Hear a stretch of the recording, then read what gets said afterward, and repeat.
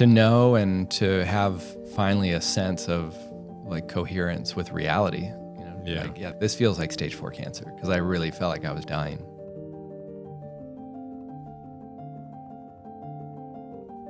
Kevin, Courtney. It's official. It's official. We're here. Yeah. Welcome to the Commune podcast. Thank you. Thank you. Yes, we have a very long intertwined history at this juncture, mostly through my better 3/4 and a bit through yours. But I'm just overjoyed that we were able to connect the dots here. So yeah, man. Good. I'm very happy to be here, for sure. Yes, and we're our relationship got stoked recently on a trip to Mexico, where we had the opportunity to reconnect. That was a lot of fun. Yeah, so that was good. Yeah. So, as just sort of a loose means of organization for our conversation today, I picked just randomly 4 dates off the calendar to kind of scaffold a little bit of your biography and where you might be going. So, cool. The 4 dates that I picked, and then we'll kind of hover over each one, was May 5th, 2023. I'm sure you're familiar with these dates. February 25th, 1981. Yep. January 19th, 2024. That happens to be today. Yeah, nice. Just to refresh your memory. I'm glad that's in there. Yeah, I was like, oh shit, what happened that day? Just a timestamp for people who are listening. That is today. That is contemporaneous with this conversation. And the last date I picked was tomorrow, in the sense of tomorrow, kind of the date that never comes really, but the date that we might envision emerging out of the sunyata. So perhaps we'll start with May 5th, 2023, just as this is such a pivotal inflection day for you. So this was a day where you received a diagnosis of metastatic melanoma, if I'm correct. You are correct. That's about 9 months ago and change. Yeah, about 9 months ago. So maybe we just start. Can you just describe that day for us a bit and your initial reaction to that? Yeah, well, the Laker game was on. Okay, most important detail. So I remember that. Yeah. So that day was the culmination of a few years of searching for what was actually going on. So my health had been in decline for really severely the last year, so over the course of the last year. And it had started to decline, probably about 3 years prior to that. And, I was with every functional medicine doctor I could get my hands on. I was tracking things like having had Lyme, having had parasites, having had this kind of ongoing chronic fatigue, and in any case, things kind of took a turn I'll throw another date on the calendar. Please. December of 2022, I started coughing up blood, and it was like one little bit in the shower, and then about 3 weeks later, a little bit more, and then by March, it was every day, and so anyway, we ended up, finally. Even, I took an x-ray at one point, nothing showed up on the x-ray. So they were like, well, there's nothing happening here. And then a couple months later, we took a CAT scan, and that was April. That was around April. And they were like, okay, we found a lump in the lung, and it was a 3.5 centimeter in diameter tumor that was, just what they coined a lobular mass in the lung. And so my fiance, Natalie, her dad happens to be a pulmonologist. So I was like... You chose well. Yeah.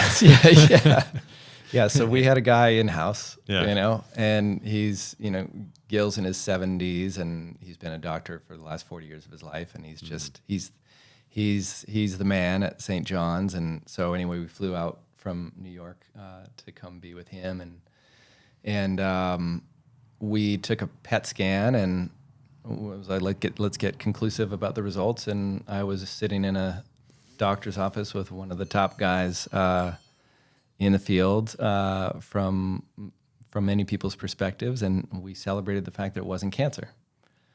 So that was at the end of April. And it was like, well, it's not cancer. And that's the good news. And so... Was this the result of a biopsy of a or PET scan? Of a PET This is scan. a PET scan, yeah. Yeah. Okay.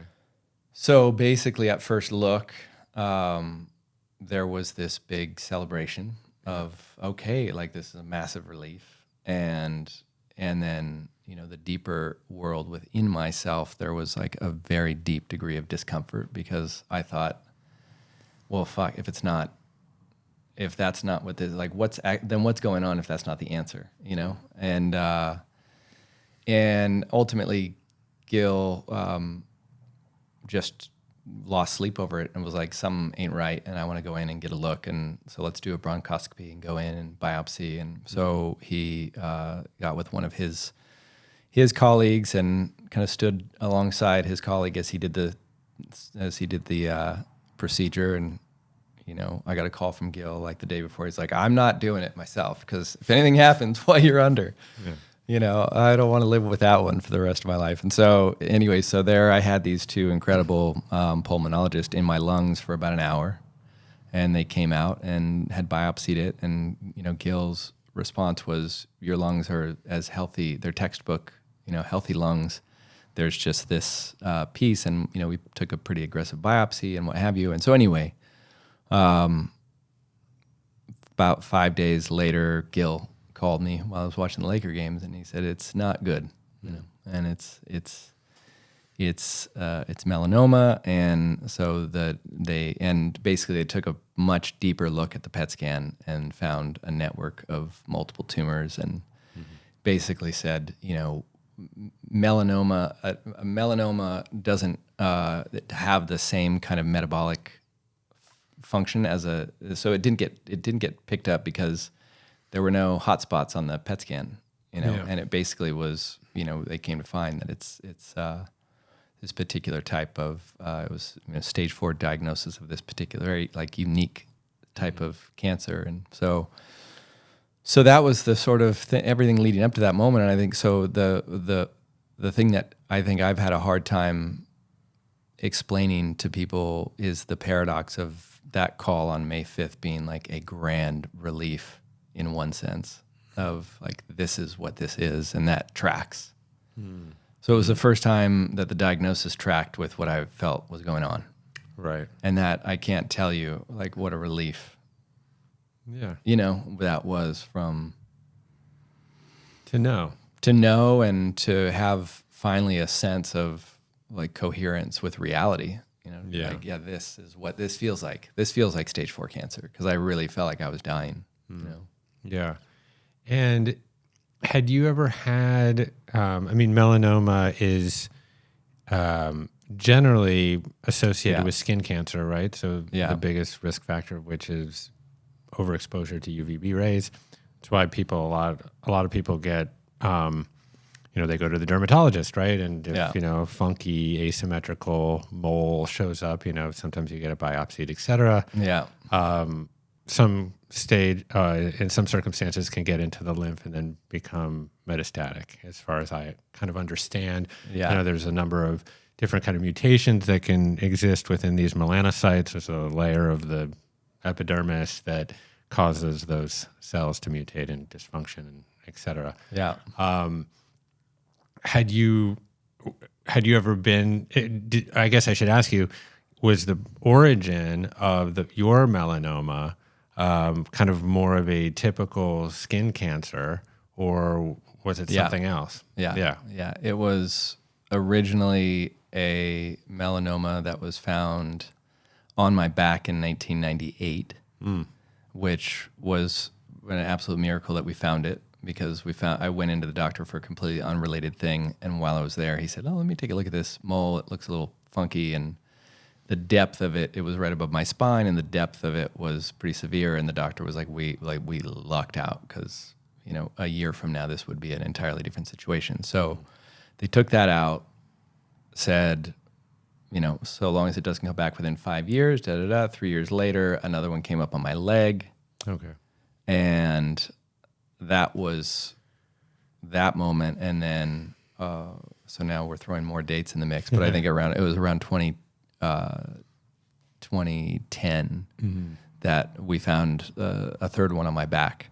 Yeah. So the theory is that third one, because all the sites were taken out, they were all cutaneous, so they were all on the surface, and they were all taken out locally, and none of them came into the lymph.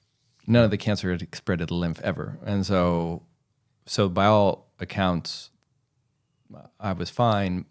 The theory is what they think might. I mean, again, they don't know, but they're saying they think that last one in 2010 actually jumped internal, and it just has been slowly developing since then. Yeah.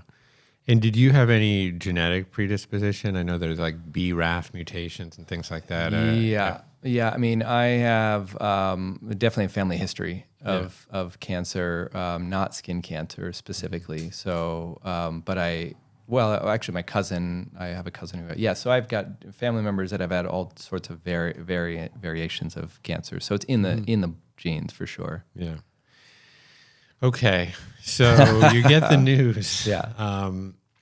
And what was your response kind of in the short term to that news? And what were the recommended kind of treatments out of the box? How did you react to those treatments?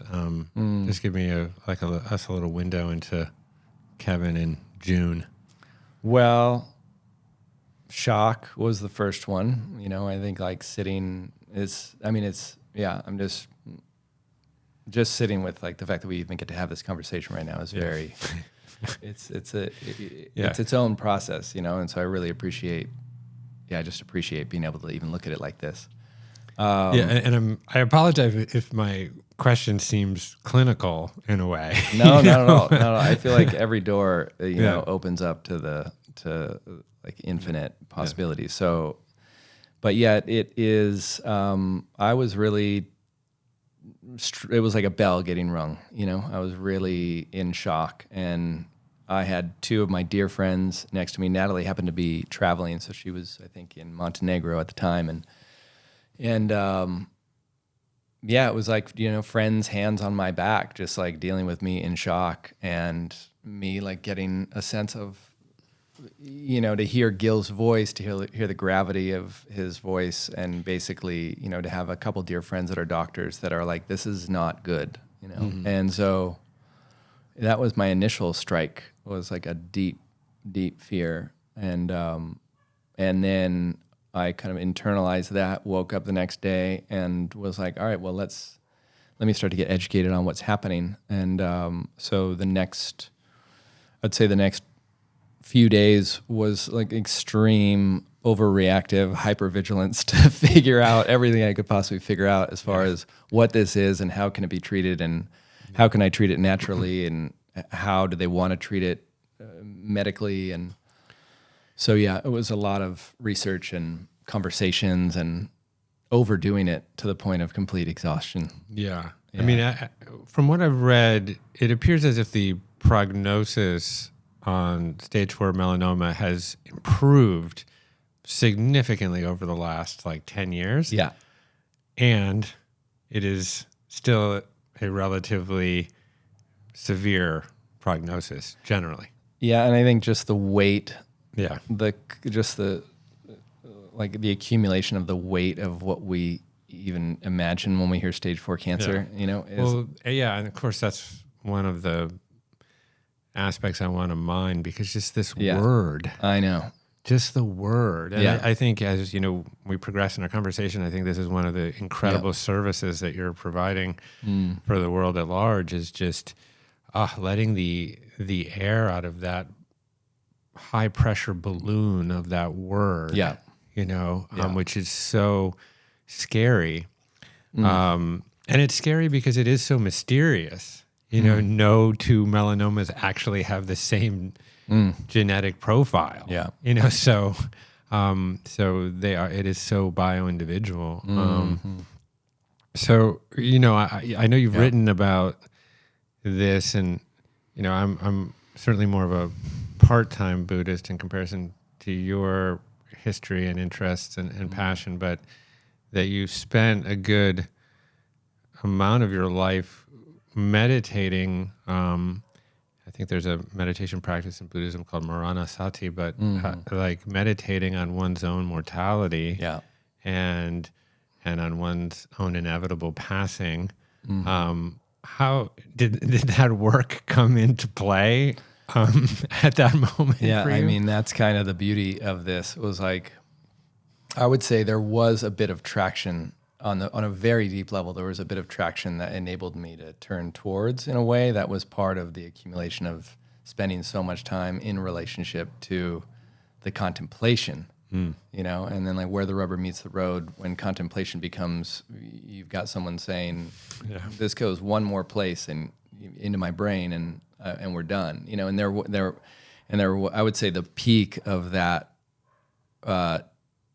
stress test of my progress along that path towards dealing with death was, you know, me at the hospital getting ready to do a brain scan and not knowing whether or not this has gone into my brain. Because if it had gone into my brain, two things happened. One, I'm not eligible for the trial that I was getting poised to step into, and two, it just would mean a much more severe situation. So you know, there's no doubt that all of the work to, I would say, orient my felt sense of my awareness into a field that is beyond the temporal or the physical, you know, having spent so much time absorbed into that realm of consciousness and being able to differentiate between what the field of consciousness feels like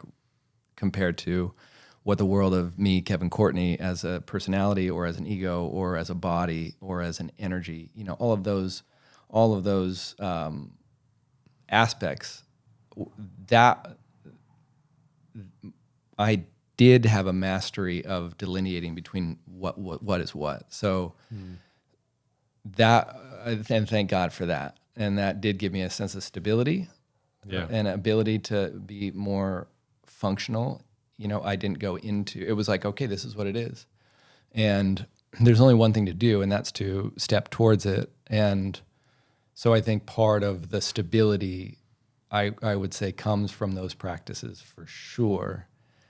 And then also, I think that's part of the grace of this gift, of this experience, was having the stress test and being able to break open into, because what was curious to me was the kind of fear I felt in those first couple of weeks was like, it didn't feel commensurate to the moment. It felt like, I mean, death is an intimidating thing, but the visceral nature of what this fear felt like felt peculiar to me. It felt stagnant. It felt old. It felt powerful. It didn't feel like. Yeah, it was a heavy fear, not a piercing fear. Yeah, it was. Yeah, yeah. So it was really. So that was something that my meditative mind was like, that's interesting. Yeah. Let's track that. And I think that's, you know, so when I look back to what was happening in that moment, and this was, there are so many massive things that happened in that first couple of weeks. But one of the things personally for me was I had never really asked for help from my community. And I had spent 20 some odd years being in service to a community, and I put out a call to help. And I put out a call for help, and I was on the phone with the head of Sloan Kettering's metastatic melanoma division. I was on, you know, I had access immediately to the top people in the field. And so what ended up happening was I found my way to this clinic here in LA who had this particular kind of immunotherapy treatment. So that basically I qualified for specifically because of the degree of, to your point about like melanoma and its treatability.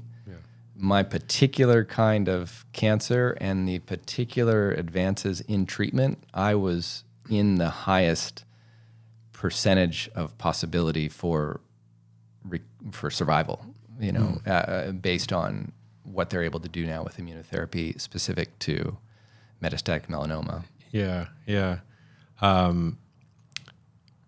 I want to explore the process by which you actually agreed to embark in the therapy, but I also just want to take a moment for people listening who might be interested just generally about cancer treatment, because we've generally codified cancer treatment as essentially surgical radiation and chemotherapy. That's kind of been the three-headed monster of cancer treatment. These new kind of emerging immunotherapies, though, over the last, I suppose, maybe 10 years, but certainly like now, it's crazy. It's like almost a new one every day gets approved. Are really just holding a tremendous amount of promise, and I think they're just a light in the darkness can be for so many people. I'm not exactly sure which. Maybe you can describe a little bit of your specific immunotherapy as we get into that process. But the ones when I first became aware of it was with President Carter, who had brain cancer, and he did. I think he took Keytruda, which I believe is a checkpoint inhibitor. So, our T cells, which are these kind of immune cells that often balance the or neuter cancer cells. They have these little checkpoints on them, generally, these T cells, so they don't go overboard. And so, when they're about to attack a, pathogen, there's these little checkpoints that say, are you sure that this guy, this invader, this bacteria or virus or whatever it is you sure we want to attack it? And that checkpoint kind of holds it back. And cancer is so good at masking itself. And essentially convincing the body. I mean, it is one of your own cells. That's the difference, right?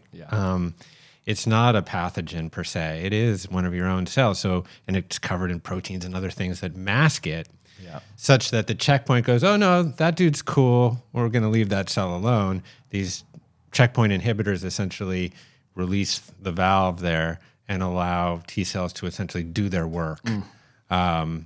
It's very complicated. Then you have to get into immunosuppressors and all these other kinds of things. But it is just like there are some trials that have shown just unbelievable results. And then the other one I was reading about in advance of this conversation were these CAR T treatment. I don't know if that's applicable to melanoma, where they essentially take a sample of T cells out of your own body. They biopsy your tissue, and then they actually in a lab, genetically modify an antibody that is specifically targeted towards your particular cancer, and then they reinfuse the T cells. And you have to continue to get those infusions, but it's a relatively costly process because it's so personalized, because everybody's cancers are different. But anyways, as I was reading about it kind of over the last week, I was just like, oh my God, this is just incredibly exciting and optimistic. So, I mean, I think that takes me back too to that what I hope, I mean, as now someone who's gone through this or is going through this, but I know my experience of that word cancer and especially later stage cancer, now I have a completely revamped sense, having been through it, of like, oh, okay, what we knew, what we associated with cancer in the past is not what it's going to be in the future at all. And I feel like I'm on the sort of front edge of that kind of treatment that is so specific, and you already have a better understanding of the ones and zeros of it than I do, in terms of specifically what the drugs are in there doing. I mean, I know the checkpoint inhibitor function. I know that one of the other ones is meant to break down the boundary that is. So there's one that sort of unleashes the power, and then there's one that chips away at the layer that's in the way of the treatment coming into the cell. So I know that's part of the functionality of it. But ultimately, what this particular trial is the first time that they're stacking 3 immunotherapies into one cocktail. And the reason they've never done that before is because you get to 2 and the body starts to respond with some adverse side effects because of inflammation and because of what the body's trying to deal with around what's coming into it. And so this particular trial says, okay, we're going to do this new thing. We're going to stack 3. And then we're going to also add this 4th element, which is anti-inflammatory. Yeah. And so that's the kind of makeup of this particular trial. And is this what you were offered? And just to clarify for people listening, immunotherapy just more generally is leveraging someone's own immune system to fight the cancer. Yeah. Instead of using a chemotherapy drug or whatever, just as a more broader statement. So initially, when you were diagnosed, were you offered this access or entrance to this trial right away, or was there also a more kind of traditional route of, chemo and radiation and all that stuff? And then maybe I know you it took you a period of time of introspection before you actually did it. So maybe you just flush some of that out. Yeah. I mean, this was the intensely deep privilege of having Gil Kuhn in the house, because I had somebody who knows every doctor in LA, and has been here for 40 some odd years. And so he knew the guy to call, and I, within a couple days was on the phone with that guy, and that guy happens to be my current doctor. And he was actually the answer came so quickly and that I was like, okay, this can't be it. Let me check around. And so actually like I had it presented. And it was so fortunate that I was like, oh, it can't be this easy. So I ended up doing, making a bunch of other calls, and it was a unanimous, the thing that clinched it for me was the head of Sloan Kettering saying, we don't have this trial yet, and we're all clamoring to get it. If it were me, like, this is the one I would do. Okay.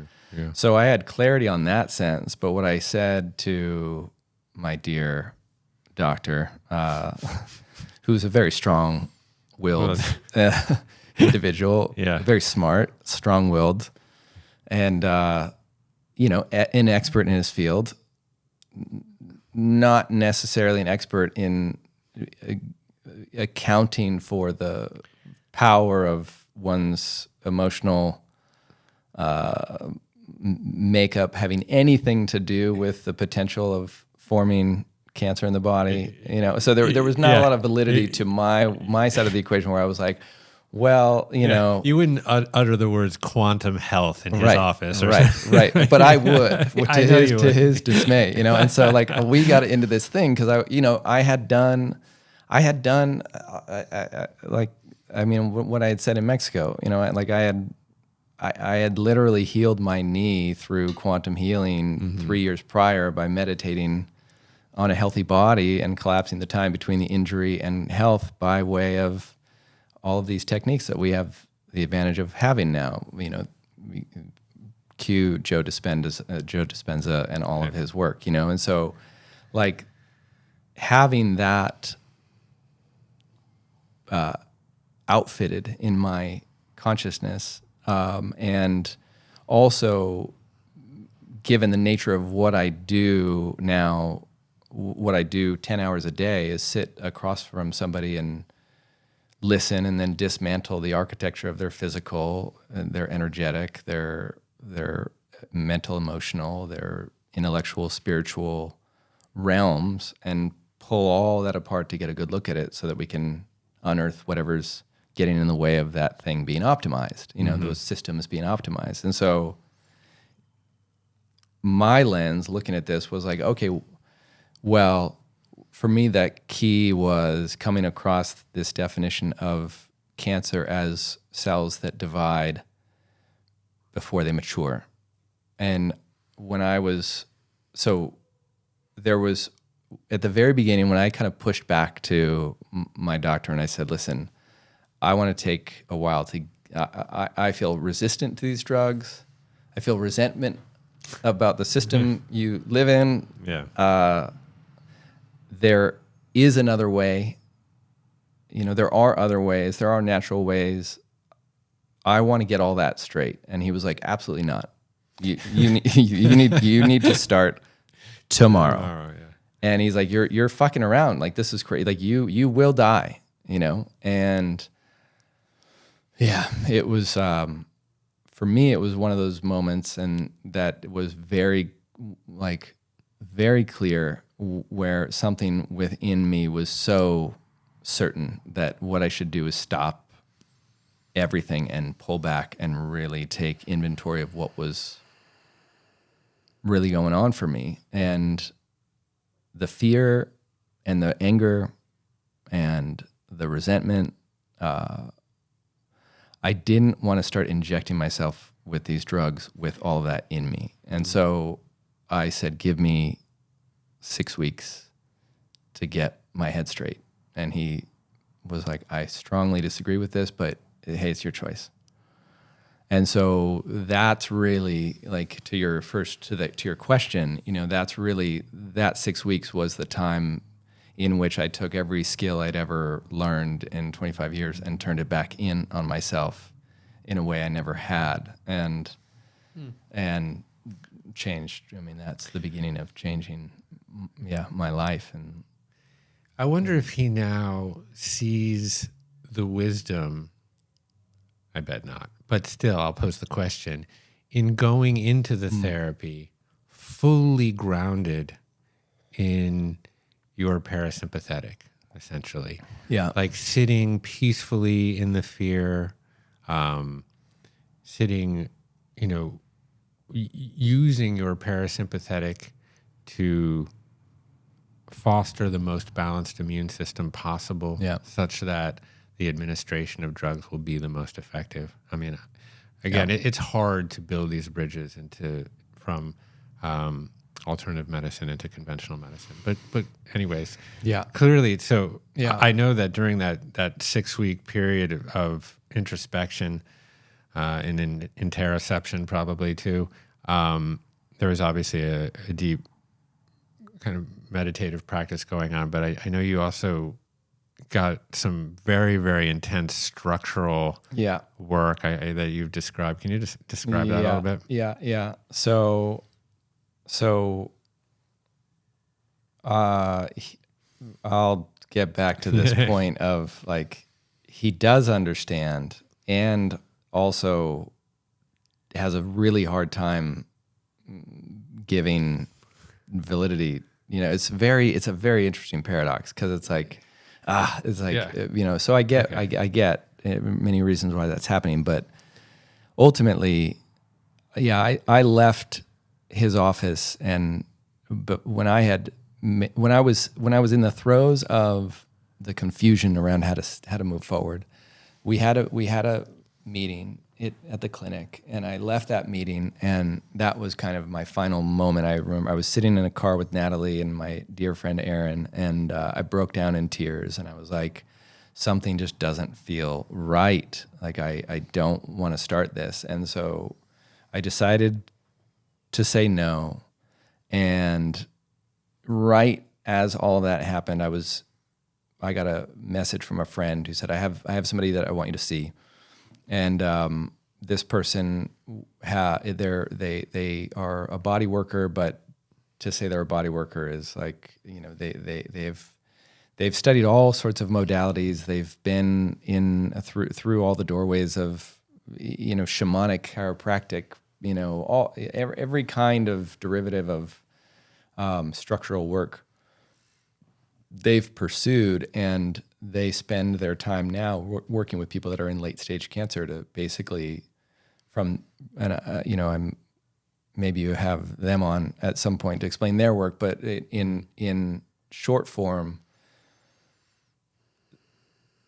she started to pull apart the fascial adhesions in my face before I even got onto the table. So I walked into the door, and had a couple of assistants, and she looked at me and she was like, "Oh, how's it going?" And I was like, "Good." And she's like, "Well, all I want to know is how scared are you?" And I was like, "Well," and as I'm answering, she grabs the skin of my face and she starts to pull. And I was like, fuck you. And she just spent like 2 minutes just pulling all of the fascia of my face apart. And in like 2 minutes, my face had already transformed. And she sits back and she's like, look. And she's pointing to her assistants. Look at the life in his eyes. So that was my first 5 minutes knowing her, and then I spent hours with her over the course of the next 3 months and had many catharsis, many moments of getting, put into pain points that what I was seeing was the pain I had been holding all along that was finding its way out finally. And what I put together as I was mapping all of my traumas, and I was trying to track like, how could this body become in a hospitable environment for this disease? And what the real premise of this particular work was your brain and your body have an intrinsic connection that is critical. And I happened to have two accidents when I was younger. One was I hit my chin on a fall going over the handles of a bicycle, and I hit my chin. And a year later, I got in a car accident and I got whiplash. So when we started to look at my jaw, part of what we started to see was the blunt trauma to the front, and then the whiplash from the back basically created a real interruption of normality through the bone structure and through the tissue that ended up becoming completely frozen. And so unbeknownst to me, like this, the vagus nerve and all the peripheral nerves, as when she put her hands in my mouth, she was aghast. And she sat back and she was like, I've only seen one other person with a jaw this tight, and that person had tumors all over their body, and that person is currently on vacation in Italy doing just fine.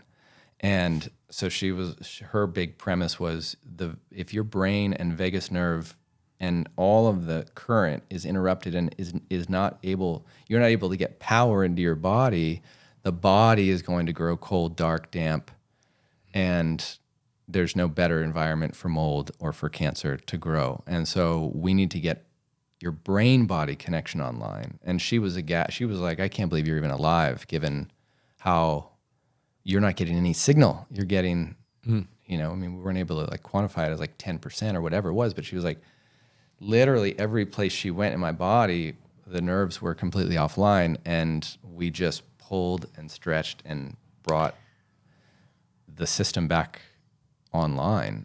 Wow. And she was like, cancer's already cured, And I was like, no, okay. And she's like, if you don't believe it, it's not going to happen. And I was like, I get it. But, and so anyway, that was one element.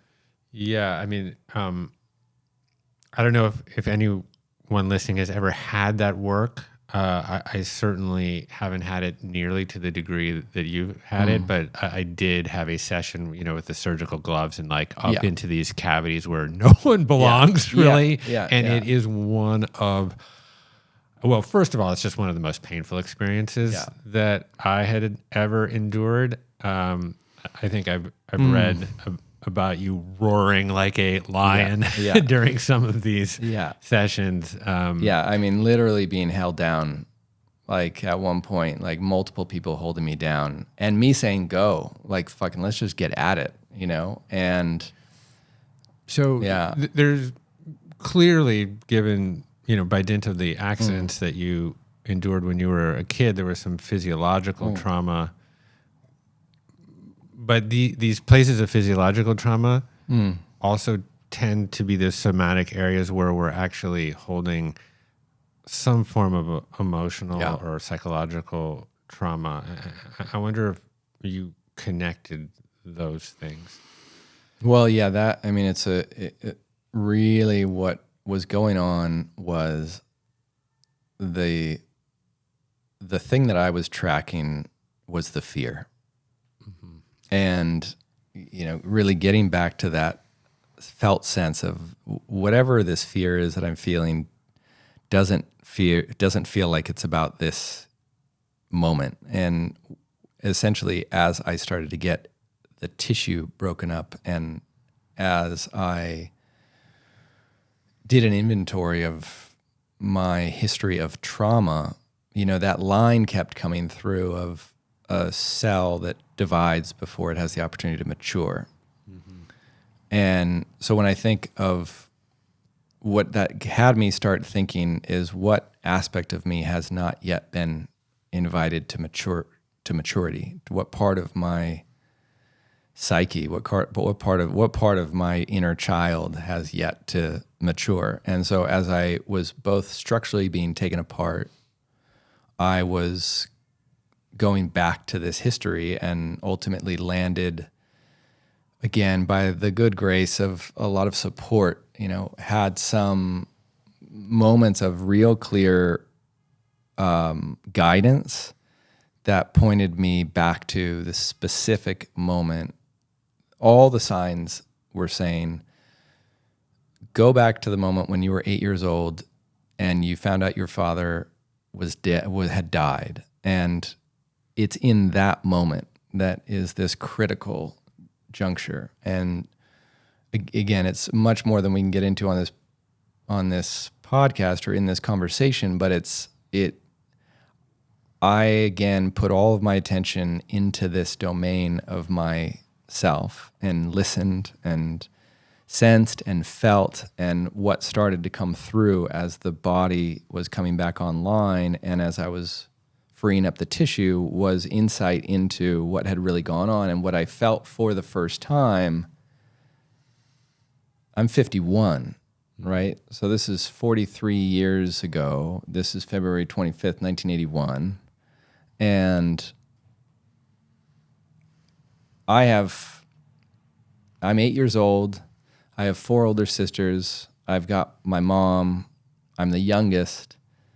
And I'm sitting there and I just find out that I'm never going to see my father again. And what happened was this, almost like this root of this memory system just opened. And for the first time in my life, I felt the fear that I felt in that moment.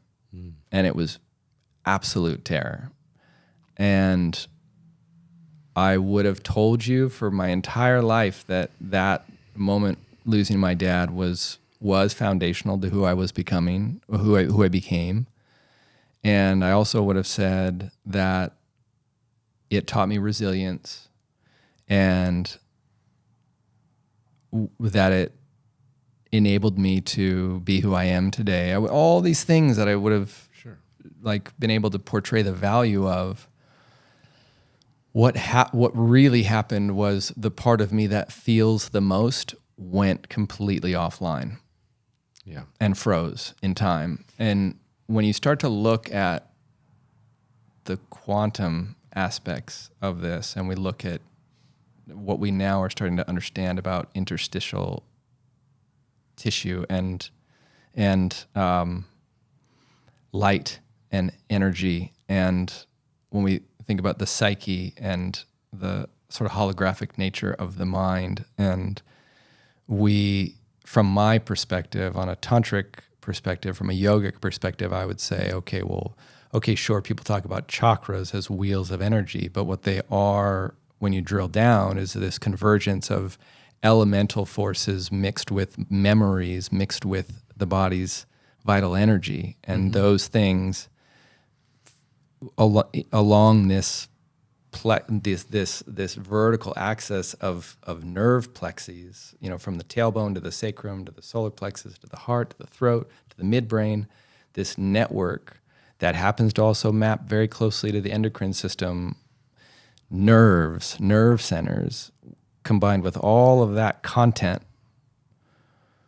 That's what I was encountering for the first time, was this perforation in my psyche that left a part of me on February 25th, 1981, in that spot. Yeah. Part of my psyche, part of my heart, a part of my being was frozen there, and then my body like proceeded to go through linear time. And my sense, my meditative sense, and my more practitioner sense, I don't know if my doctor would really be keen on exploring this, but when I look at the physical dimension of a body moving forward through space with a fractal part of that consciousness stuck in 1981, that can only stretch so far before that connection breaks, And so it was all of that investigation that sort of showed me, not even showed me, but it let me feel, the origins of this. And in feeling the origins of it, well, I was supported by a community that was giving me a significant amount of support. I had the love of my family. I had so many elements. I had Natalie doing all sorts of things that she didn't have to do prior to me being in this illness. And all of it provided me an environment where I could slow down long enough to actually come into relationship with that fear, which that's like the immunotherapy could heal the cancer. Yes. Yeah. And yeah. And we'll get specifically into that, but I sort of be remiss if I think we didn't spend a little bit more time here, because I think this is at the core of what we're discovering about the nature of the body, and I mean, certainly adverse childhood experiences, but how trauma-inducing events can, if you think of a wound, right, and how it heals, sometimes, it never heals because it continues to get exacerbated. Sometimes it scars, right? And a scarring can be, effective at, cauterizing a wound or something. But, of course, a scarring leaves a certain kind of numbness, like people with neuropathy in their feet, when they're numb, they can't walk. There is a blockage of energy and of creative intelligence that can flow between that area of your physiology and the other areas with which it must communicate in order to make this organism function. So yes, we can look at atoms and molecules of involved in metabolism and see how they intersect with the immune system and the endocrine system and all these other things. But what is the creative intelligence there that connects all those things that facilitate 37 billion chemical reactions per second in the human body? There is a creative intelligence, that medical science cannot yet put their thumb on. Yeah. And I think as we,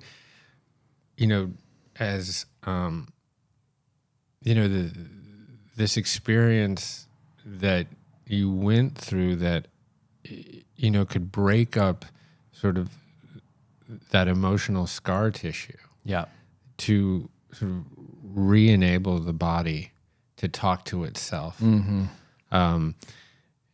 Oftentimes we hear these definitions of cancer. There's so many different ones, but, as being a representation of disconnection, right? So cells don't properly communicate with other cells. Yes, they do certainly reproduce before they're mature. There's kind of dysregulation of glycolysis and glucose metabolism. There's, metastasis, proliferation. There's these other characteristics, but it's often, the signature of cancer is often this disconnection and the isolation of one cell to another. So, yeah. Anyway, so this experience, it's just like, it's sort of having just an effect on me now. as we all sort of contemplate our own, frozen areas. Yeah. Anyhow. Yeah. Well, and I think that word connection is so well placed, because when I look at everything I've pursued over the last 25 years of my life, it's been about pursuing a felt sense of connection. You know? And now, in hindsight, now that I know what I know in my body,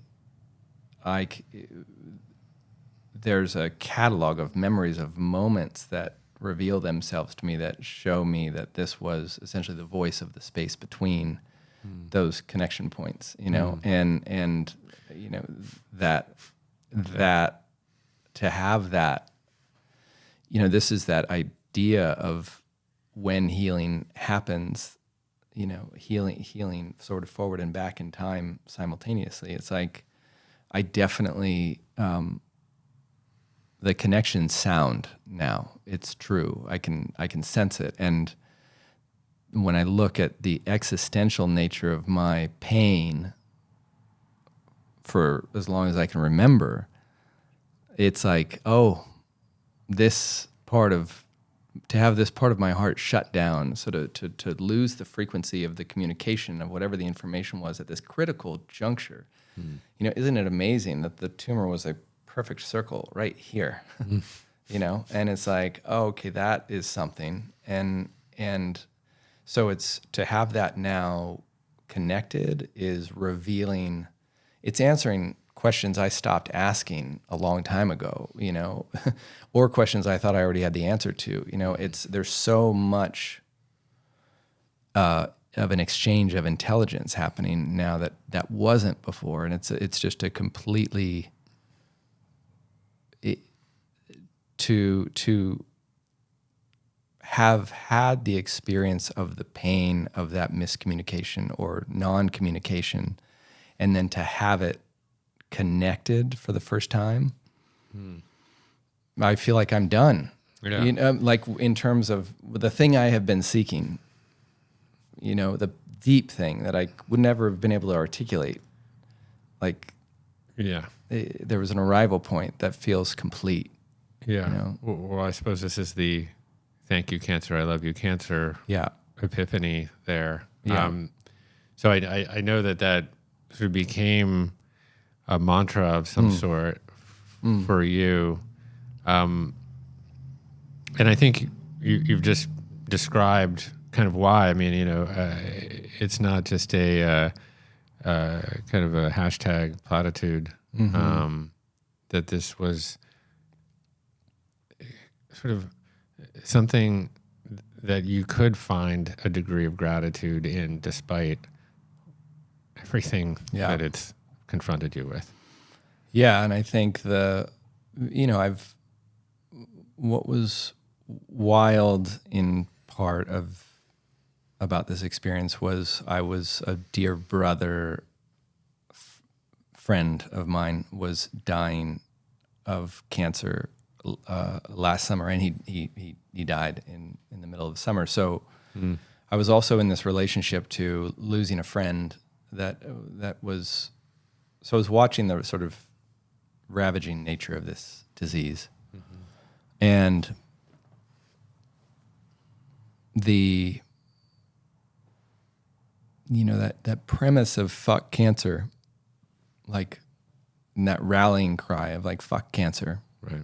That fight, like that was the thing that was harnessing the anger and harnessing the fight for life. Like, I really could see that, but there was an element of aggression to that sense when I started to really meditate with, these are cells in my body, and this is about communication and communion and connection. And so if I'm saying fuck cancer, I'm saying fuck this part of myself.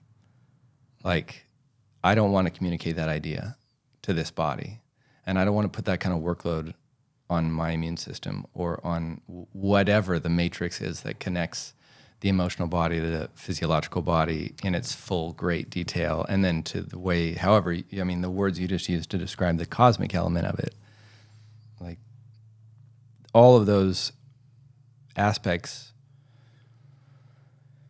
I could either employ them in this aggressive way, or what came to me was I could also start a different conversation with this disease.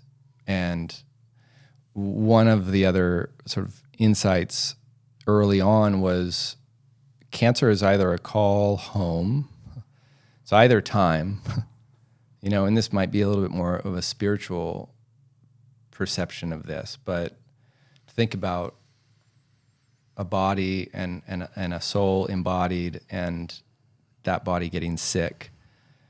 It's going to go one of two ways. You're either going to get sick and you're going to die, or you're going to survive and live on. And so there was a very clear sort of distinction of cancer as either being a call home or being a call to greater health, and an invitation to take a deeper look at what's going on. So that driving force of the threat of death, personally for me, unearthing a deep systemic terror of the loss that comes with death, it was such a perfect thing. So I could look at that level of understanding and say, like, wow, I would have never had access to that had I not been pushed to this threshold. So on a very high level, I could say, like, thank you for this experience. Like, it's brought me so much. And then my level of understanding, my level of feeling like I can love in a much deeper way, and I can communicate in a much more I know this word is tired, but authentic way. None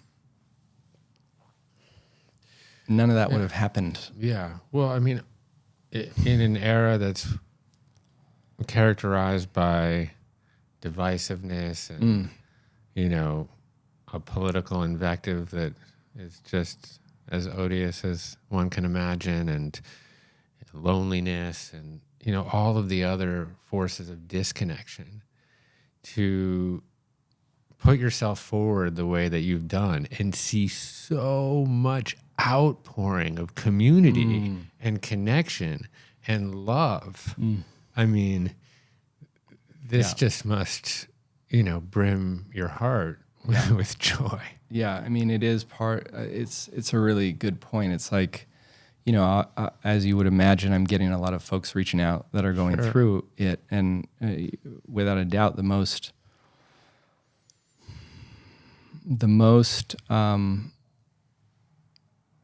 repetitive thing I hear, the most common thing I hear is how isolating it is, how isolated people feel. And so there is also there are elements of my life that I can look at and be grateful that I'm accustomed to speaking publicly about sensitive things as a teacher and by nature of what I do. So I did have those sort of training wheels, but ultimately the notion that I could collapse inward and isolate and be alone at this was inconceivable to me. And it was the opposite. It was like, no, I absolutely want to share this and put this out into the world. And, so people they'll remark and say, oh, that's so courageous, or that's so brave. And it's like, it doesn't feel any of those things to me. It feels like an imperative. And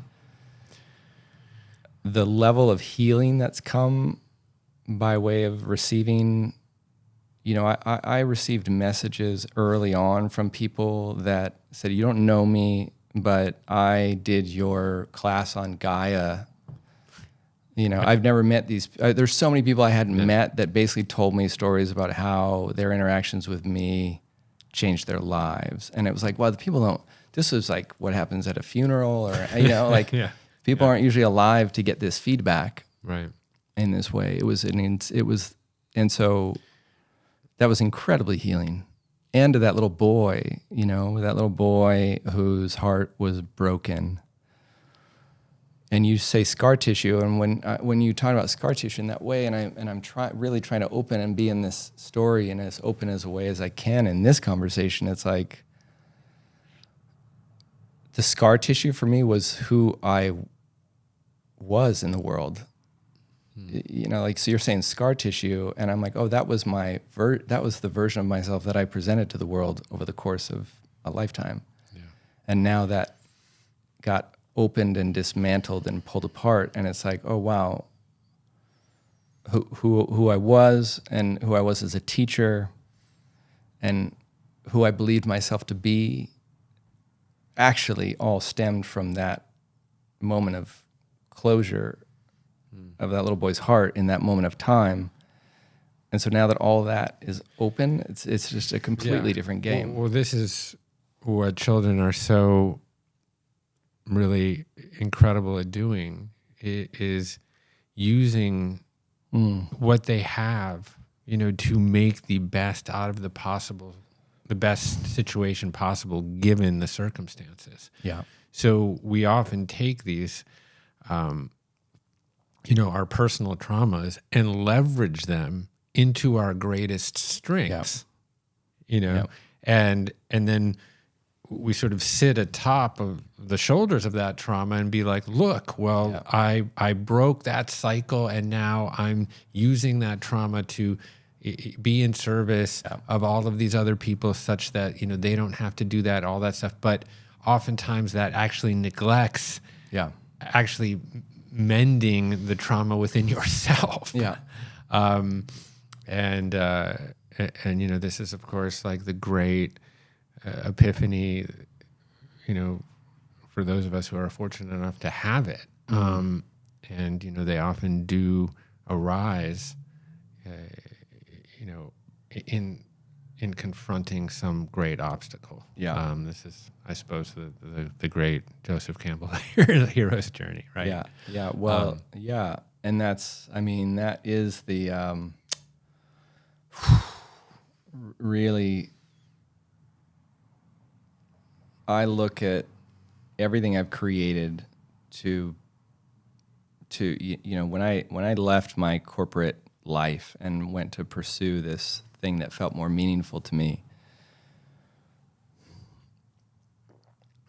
and that work evolved over 20 years. I look at everything I've created and I can say, oh my God, this is, and it's what you just said, and it's what I would say to everybody. It's like the ways in which the ways in which our inner world project out around us, and I look at what I created and I say, oh wow, I've created an instrument that was like, unbeknownst to me, the instrument I was going to use on myself to have my biggest quantum leap in self-understanding and integration of my body, mind, and heart and spirit.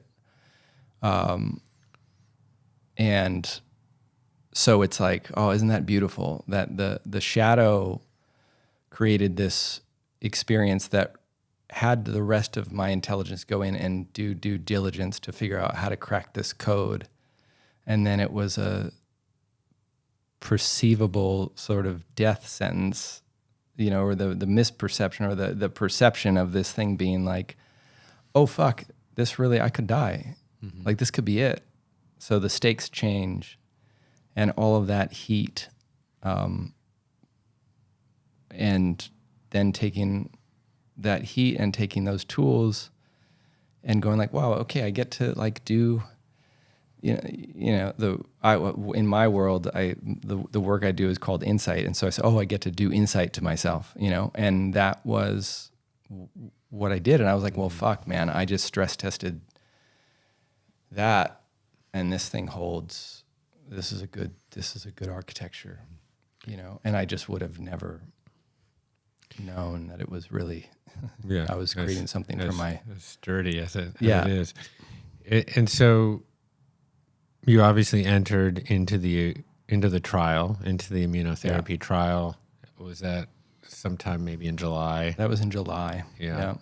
So we're 6 months out. So Yeah. maybe just a window into what that's like. I mean, I assume you go in and you get multiple infusions, or what does that process look like? Yeah, it's 3 infusions and 1 injection, and the first 6 months are all 4 drugs, and now I'm starting the second phase, which is now just the 3 and not the anti-inflammatory. And so it's uncomfortable. You know, I mean, there's parts of me that are uncomfortable now in this moment, just like as my body is going through what it's going through. And it's like, you know, it takes a toll. And, but relatively, I mean, considering the kind of side effects I had to sign, I mean, I essentially had to sign off on like death, you know, to say like, this could kill you if, you know, for in many ways. And so I had to essentially sign consent, you know, to a document that had, I don't know, at least 1,000 side effects. And some of them are happening to me, and they're not comfortable. And, you know, I've like very severe allergies now that I never had before. So I'm in a constant state of response to like an allergic response. Sleep is interrupted. It's, you know, it's not comfortable. But what was interesting about that discomfort is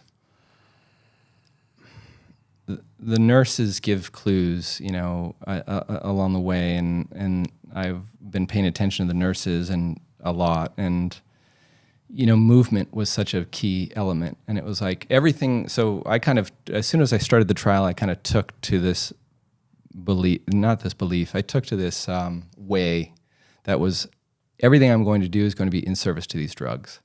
So all the food I eat, like whatever you tell me these drugs want, I will do. And one of the things the drugs really like is movement. And so I've been every day heating up my body through movement to help metabolize the drugs in a very specific way. And I think that's helped a lot. But yeah, it's... And you maintain the energy level to have sufficient movement to like get heart rate up and sweat? Unless I don't. Yeah. You know, and right. and so when I don't, I sleep and I rest. And there are some days where it's just, there's nothing I can do but rest. And I just do that when I want to. So I'm not trying to be a hero, and I'm not trying to push it, but I'm like really trying to listen. It's like, does my body will movement induce healing, or do I need to rest? You know, I'm asking that question every day. Some days are rest, you know? So, yeah. And what about kind of food, diet protocol? Curious what you're doing there, just because there's so much theorizing there. Yeah. I mean, I did go pretty extreme in terms of like supplements and nutraceuticals, and you know, like I'm doing all like the sort of standard cancer fighting diet protocols, and you know, taking out sugar and those sort of high level, really basic things. And but I also am eating more meat than I ever have before, and I'm sort of creating, the main thing I need to do from a dietary perspective is I need to be digesting 6 to 8 grams of protein every 3 hours. So there's a very consistent drip of protein into my body, and that's in service to the drugs functioning. And then the only other thing I would say is the big shift for me is like the quality of water that I'm drinking and the amount of water I'm drinking. I'm drinking a ton more water, and I really am like focused on the particular source of the plate. You know, I drink only out of glass bottle. Like anything I can do to eradicate any taxation on my system, I'm doing. You know, so. But yeah, lots of vegetables and greens, and you know, a shitload of blueberries. And lemons, and you know, things like that. But yeah. There's a really interesting study for anyone who's interested in checking it out, published by Siddhartha Mukherjee, who he wrote perhaps the most incredible treatise on cancer, called The Emperor of All Maladies. I read it last year. It's just like a 600-page tome in kind of ode to cancer. And he published a study with another doctor of great repute, but I'm sorry that I can't remember his name right now. specifically focused on the kind of combination of therapies that are now happening, or specifically with immunotherapy. So one is actually using sort of fasting mimicking diets or keto diets, essentially any diet that doesn't stimulate the production of insulin. It's obviously like super, super low glucose, obviously low sugar, but also that doesn't stimulate by extension the secretion of insulin, which is essentially anabolic, and IGF-1, which is the kind of anabolic sister that promotes growth of any cell. And so the combination of sort of intermittent or intermittent fasting or a fasting mimicking diet or a ketogenic diet with a particular kind of immunotherapy drug called, I think it's called PI3K inhibitor. So there's basically an enzyme in your body that works with your cells to essentially open up its receptivity for glucose. Yeah. And as it is well known, essentially the way that cancer cells proliferate is really through a glucose substrate. So through anaerobic glycolysis, and then they use that byproduct of lactate as sort of additional material to build new cells. And it's just like, anyways, this combination of essentially inhibiting the uptake of glucose into the cell in combination with a fasting mimicking diet or a ketogenic diet that keeps insulin levels very, very low and glucose levels very, very low, seems to be also having, a fairly positive impact. So anyways, it was a fascinating study. I just scanned it, I think, last night. So there's just, I mean, there's a lot of reason to be very, very optimistic. Okay, so in July, you entered into the trial, and I assume you go in and get scans every 3 months. Every 3 months. Yeah. So the treatments are every 2 weeks, scans every 3 months, and my results are phenomenal. I mean, the first set of scans, the main tumor in the lung went from 3.5 centimeters to 1 in 3 months.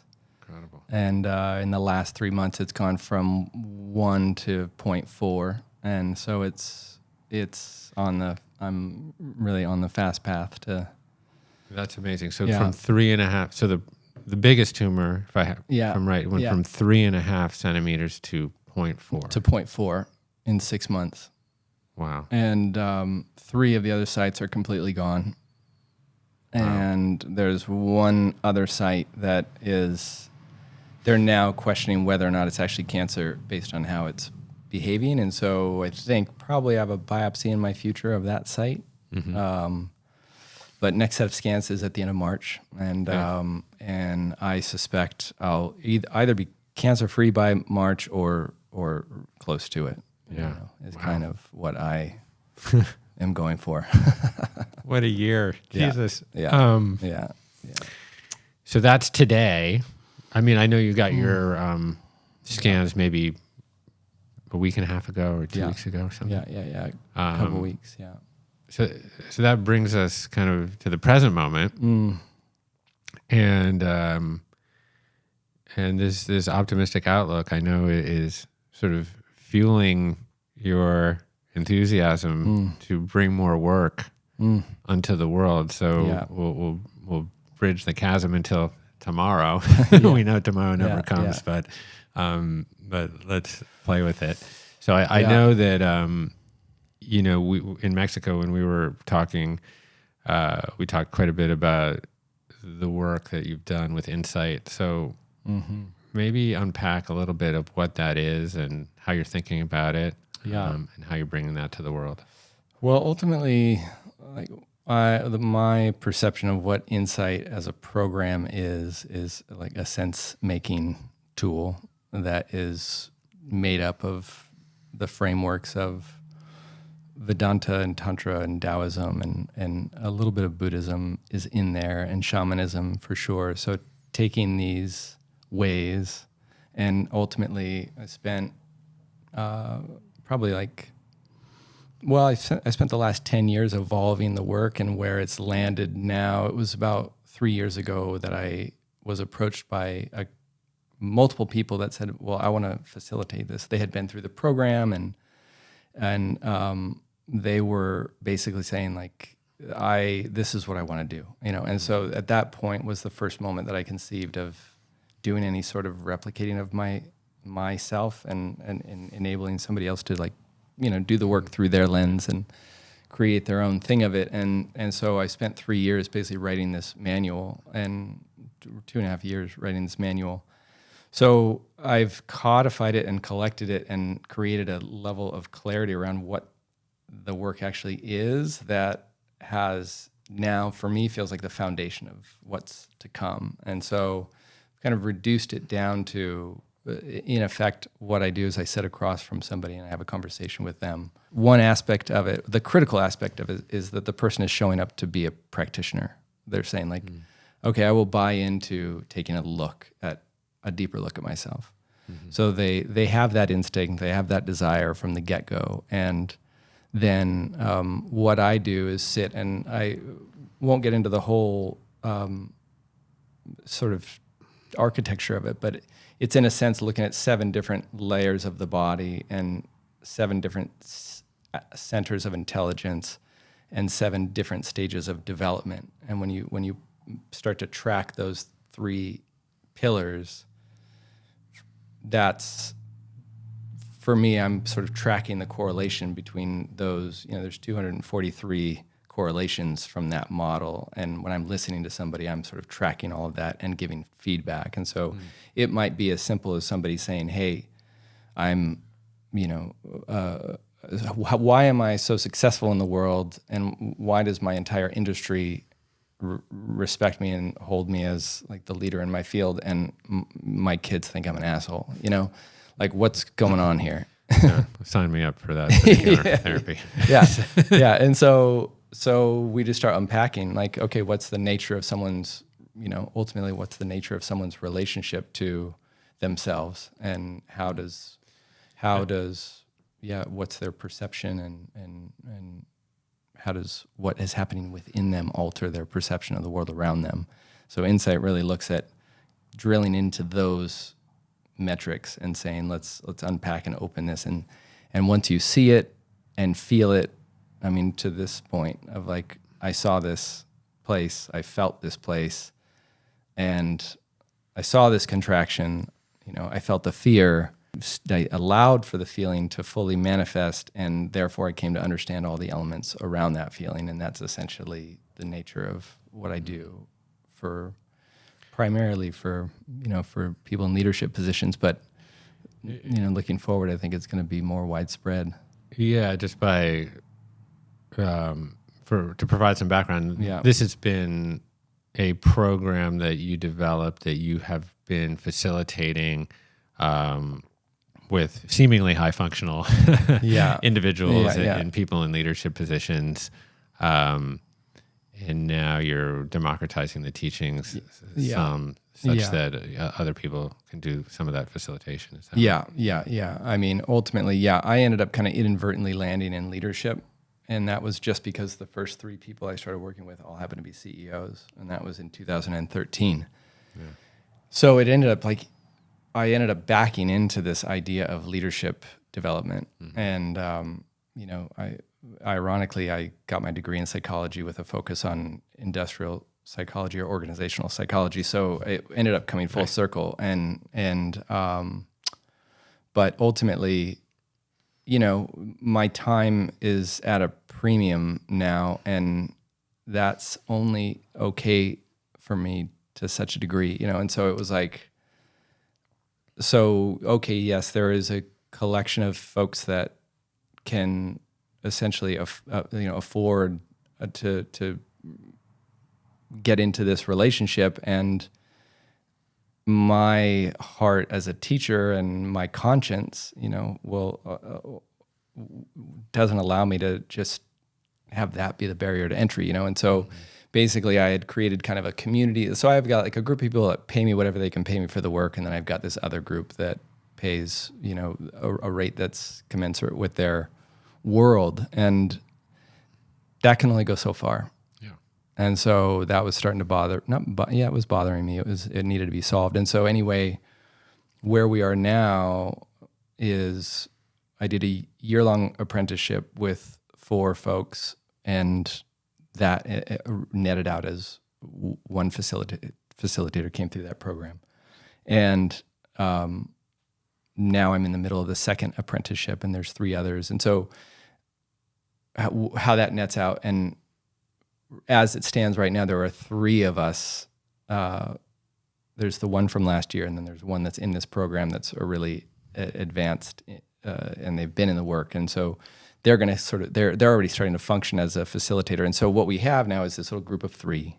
Mm-hmm. And what my vision is, just to really create a boutique. Like, this is not about scale for me. It's about sitting with anyone willing to do the kind of work that can be extremely uncomfortable, to really get into the, for me, an insight facilitator is only as clear as they are within themselves, And so my main premise is we have to be master shadow trackers to the extent that we can see within ourselves. And so that's really like the developmental side of the facilitation part for me is how well can you see yourself, and how willing are you to have a conversation about the things that you see that you don't, that aren't savory. And so long as someone can really hold that, I'm not looking for like somebody to, it's not about like being never fluctuating or never hurting or never falling into a chasm of your own despair or whatever, it's like, it's about being human.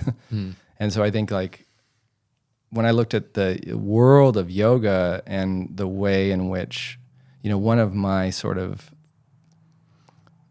the thorn in my side with respect to yoga for many years was the fact that I felt like what was being promoted was that yoga was a pathway towards a state of sort of calm serenity. Mm-hmm. And while it can be that, I feel like more what it is a technology to get our body and our mind and our heart so close to the reality of the true nature of the present moment that what is actually real and true within that moment is seen and felt and understood. And that can look like anger, it can look like grief, it can look like whatever the range of the human sort of spectrum is. And so, yeah, really in terms of looking forward and saying like, oh, we're growing as an organization.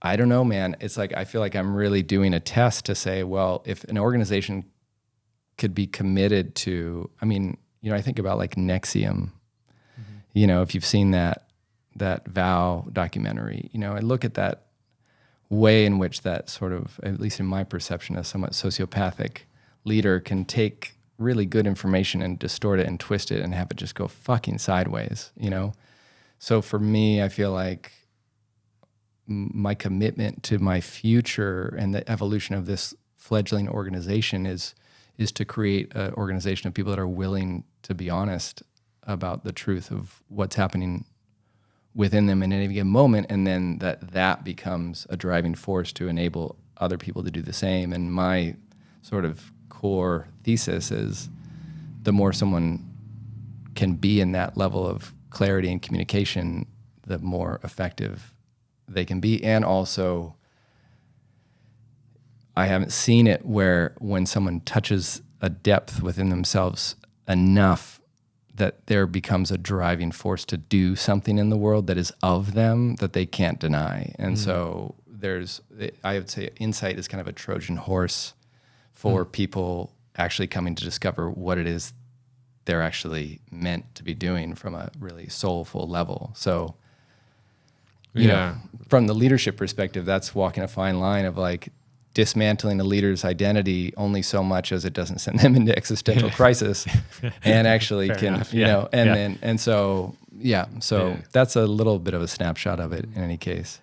I can't imagine that the past year of your life hasn't had some impact on the development of your thinking, as it pertains specifically to insight of, of really confronting fear, and being honest about fear.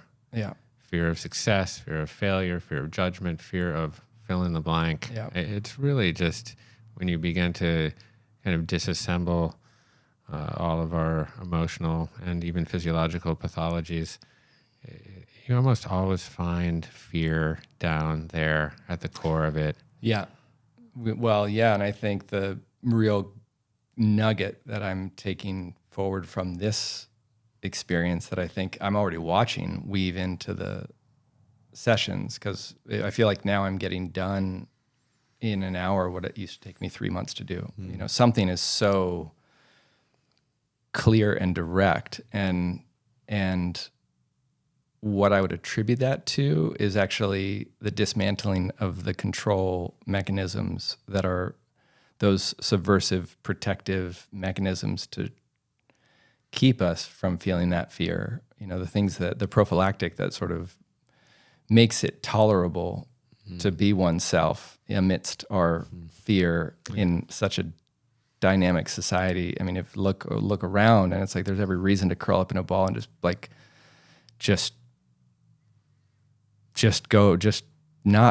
turn away. Not engage, not be truly honest and authentic with the world around you. Yeah, so I feel like what I'm seeing within myself right now is that I dismantled a protective and a control mechanism within myself that I was holding onto so tightly. So yes, fear, but also the very subversive, quiet, insidious aspects of one's intelligence that cunningly, creates an environment of safety within oneself that's actually somehow separate from actually being connected to whoever is on the other side of you, or the world around you in any way. So it's like, it is extreme. It is niche. What I am doing is niche, and it's not everybody's going to want it, because I'm all about niche. It's funny. I have 3 daughters, and I drive my little one to school, and she's thinking about high schools now, so she's applying to high schools, and I'm like, well, what do you think? Her name is Micah. Do you want to be a big fish in a small pond? Or a small fish, or a small fish in a big pond? And she looks at me and she goes, small fish, small pond. That's awesome. I was like, okay, let's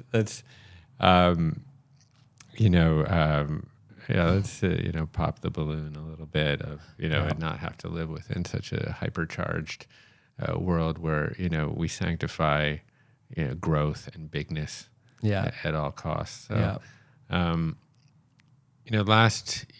few years ago, the British philosopher, a guy named Jules Evans, introduced me to Stoicism. I don't know if you've kind of been a follower of the great Stoics, but there is a Stoic practice called memento mori, which is, I think, kind of literally remembering your own death, but it is a practice of contemplating one's own mortality. Yeah. And, on the surface, it can seem like a sort of morose activity.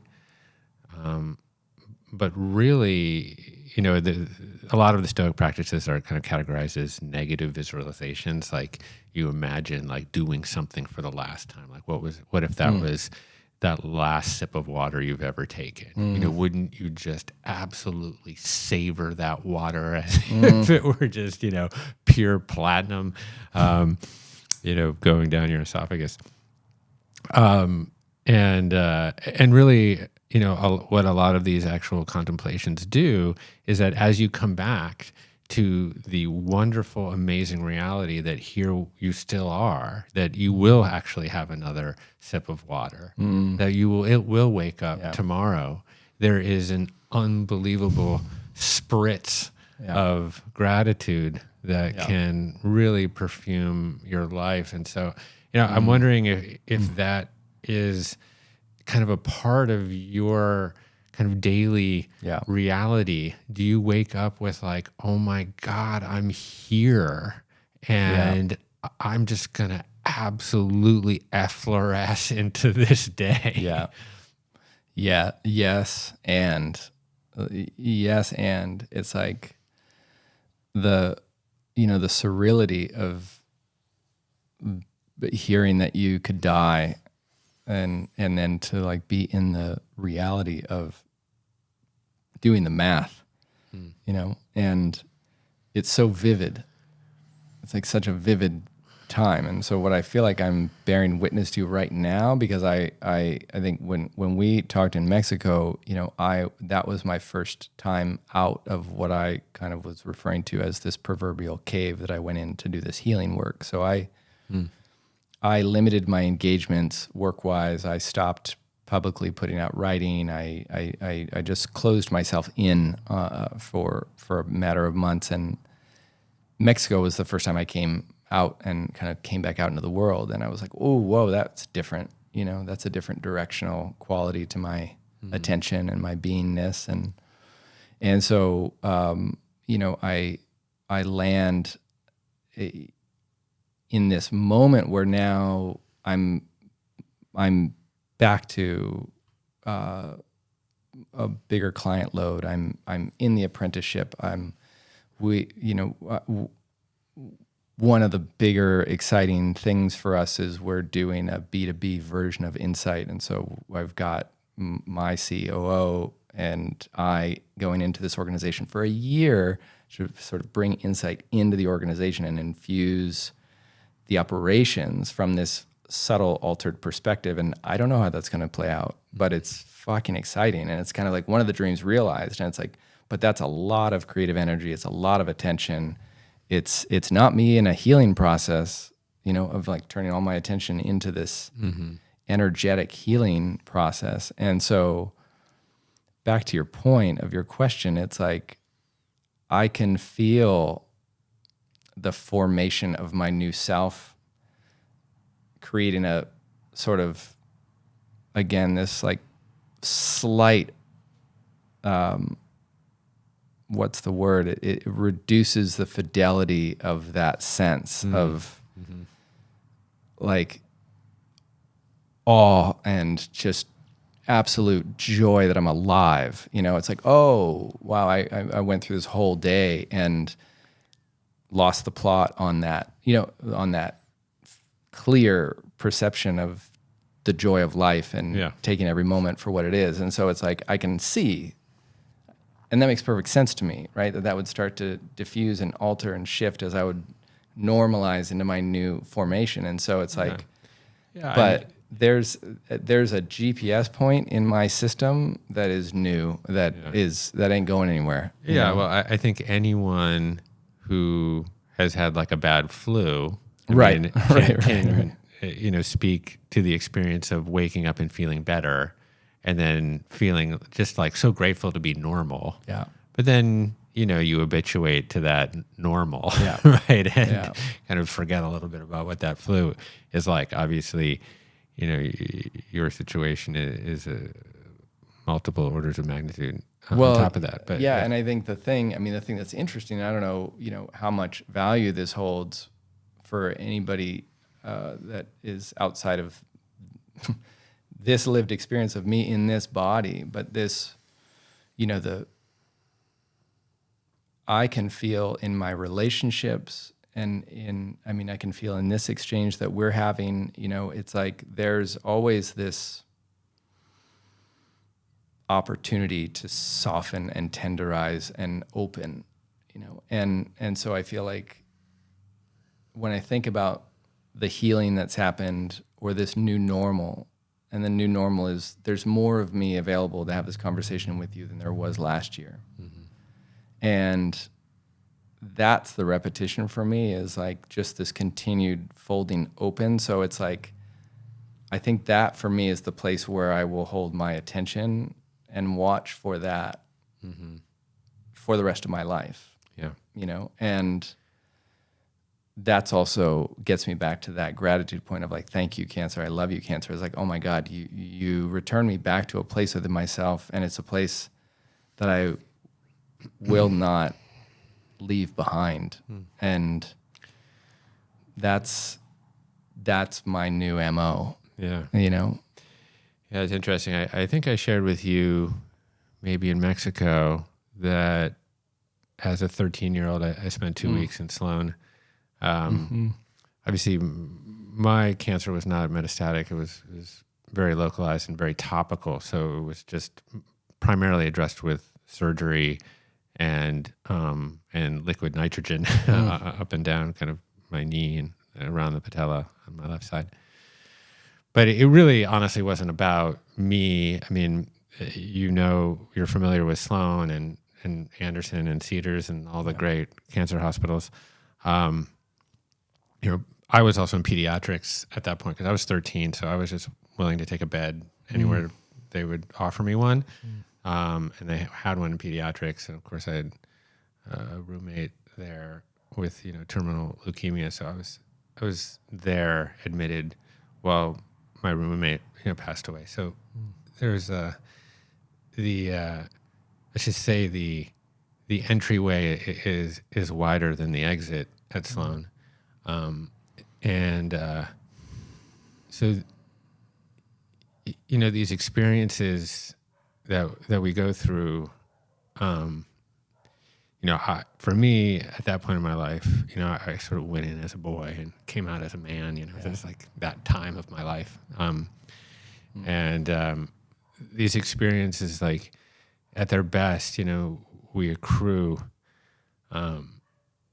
these superpowers, in the best case scenario, where it's like we truly do tap into,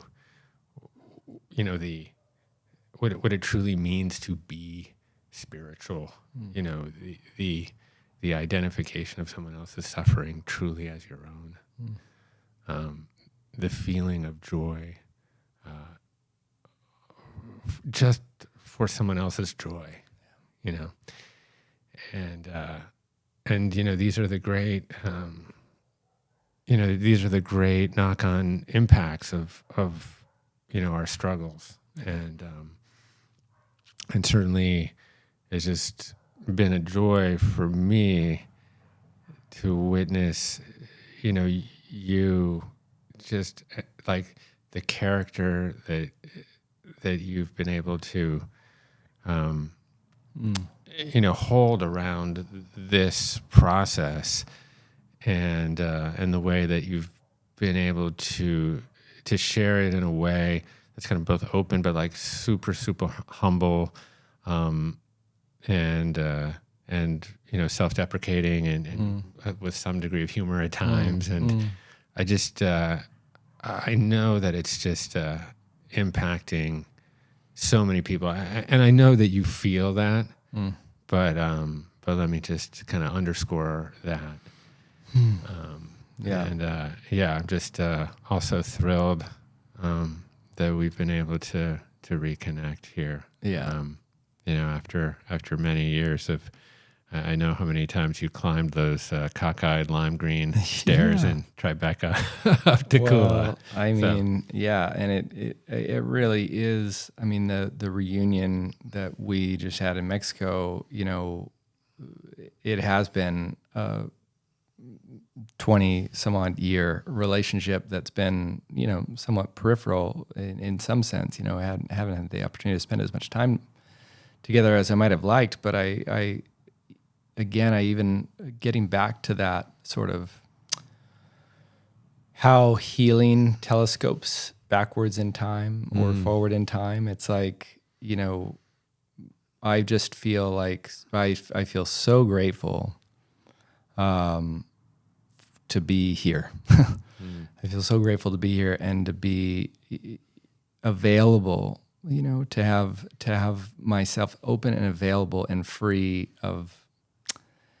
those little idiosyncratic control mechanisms that judge or critique or protect or what have you. And it's just like, so, I was excited to come here just to be able to have this conversation in a somewhat guided way, to have your perspective guide and direct, because the overall experience right now is still, it is certainly all encompassing, and I definitely do hope to take all this and sort of create and write a book under that title as a foundation to say, like, what,